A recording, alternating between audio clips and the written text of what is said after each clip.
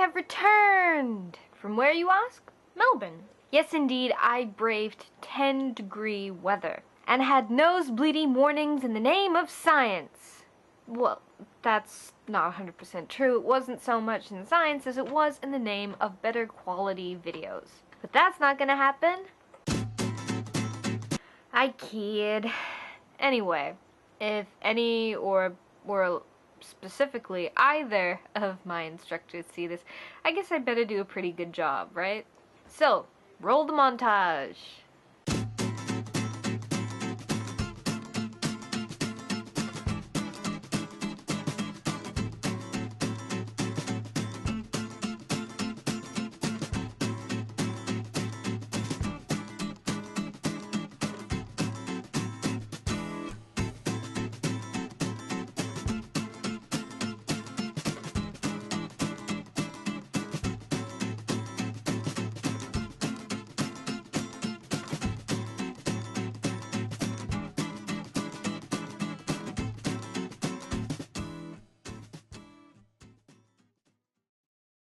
Wasn't that just full of action and memories and stuff? Yes. Yes, it was. All that aside, there's something that you may or may not have picked up. The fact that I was one of only 4 females at this audio-visual training. Admittedly, out of 11, that's a pretty decent ratio, but, you know, it's nowhere near half. Well, basically you can't have half of 11 because 11 is an odd number, and, you know, just what would it be like to have half a person that was half male and half female? How would that even work?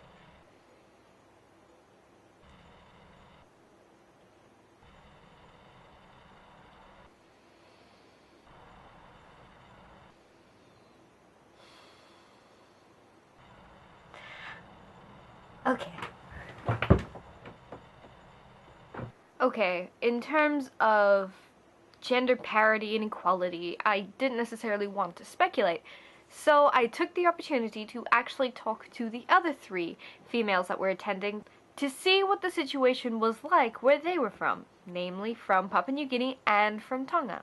My name is Mafi Fifita. I'm from Tonga.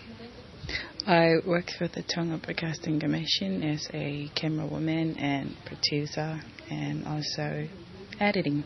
What I enjoy the most, I got to meet other people, get to know what they want, like for us media, what they want or the feedbacks from us. And well, I just do it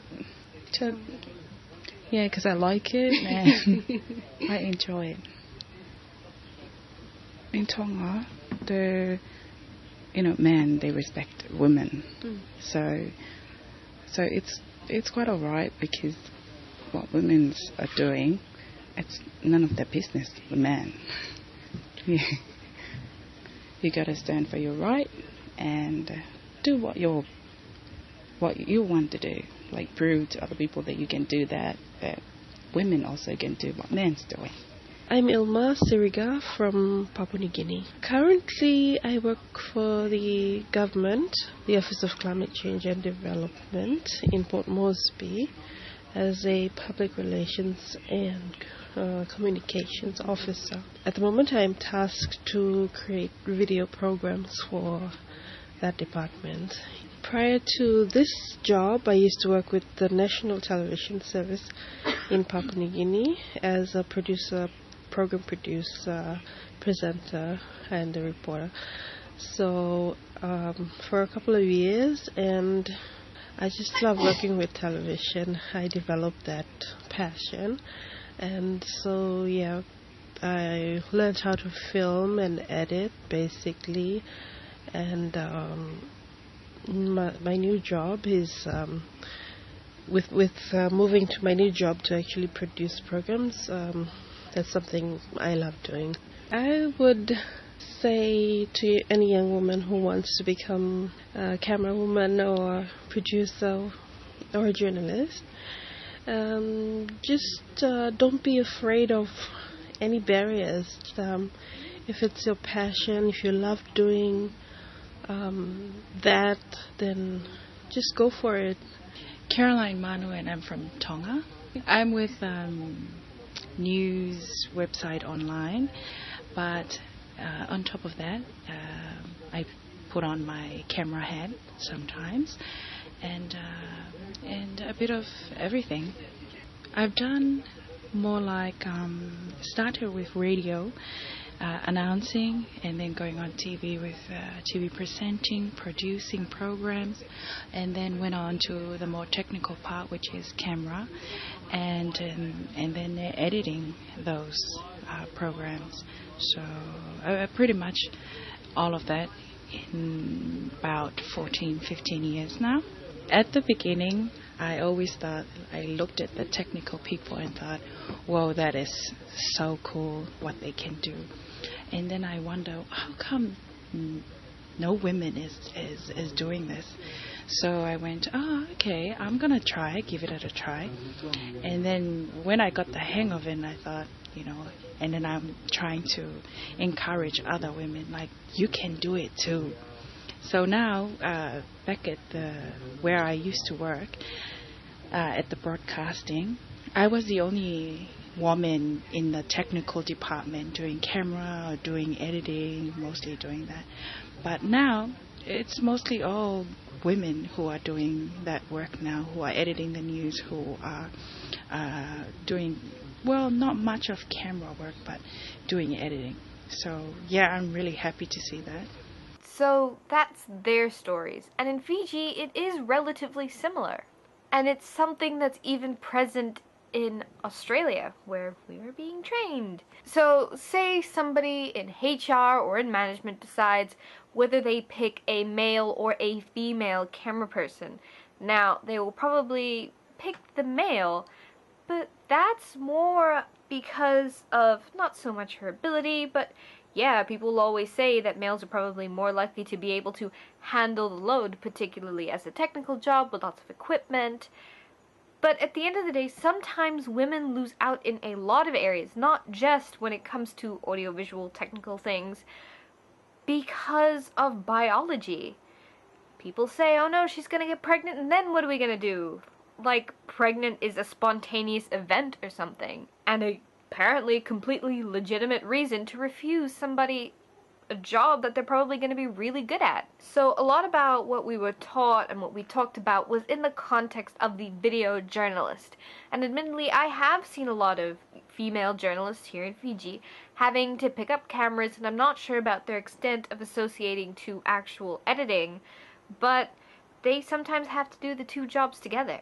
And it is at the root of everything that diversifying skills is more of trying to cut back on people, as well as being able to have more people in more places, more or less. And so you're expecting somebody to interview a person while also trying to make sure that they've always got them in shot, and I'm not really sure how you full-on monitor your actual audio quality while you're actually talking to somebody, but it's the way of the world now, apparently. So the root of all this, why has this actually become a FemVid?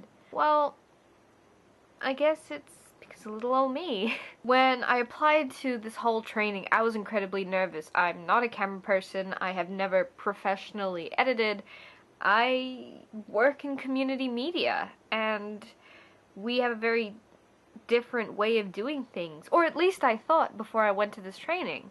And a lot of my nervousness came from the fact that whenever I went to events, either for work or just to be at an event, there is always a saturation of males, to be honest, whether they're behind cameras or at mixers or switchers or any of those types of equipment. I've always wanted one day to be in their place, so being vaguely jealous, I guess.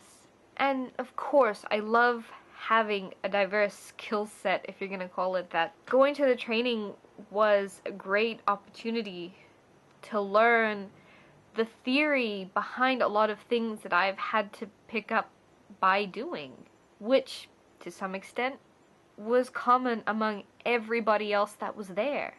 And so, I guess at the end of the day, when it came to what I actually took away from the whole experience, was that I don't think I'm bothered anymore or would not like to be bothered by the fact that my biological sex is something that I didn't choose, you know? I guess at the end of the day, I'd rather be judged by my skill set, however, in the status of development it is, rather than something I didn't choose. So, this rant is over. This has been another FemVid. I'm Sean Rolls. Thanks for watching.